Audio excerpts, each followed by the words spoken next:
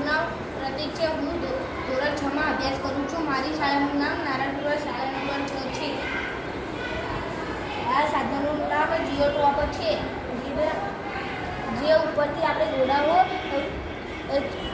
ચાલતા દેખાતા નથી, પણ જ્યારે આપણી આંખોનું દ્રષ્ટિ થાય છે તેથી સેકન્ડના 16મા ભાગ સુધી ચિત્ર આંખોમાં સચવાઈ રહે છે.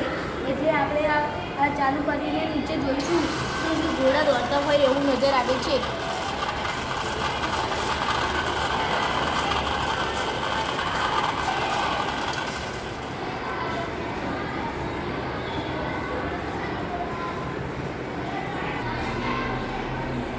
અત્યારે ચિત્ર ઊભું દેખાય છે, પણ જ્યારે આપણે ચાલુ કરીશું ત્યારે ઘોડા દોડતા દેખાશે.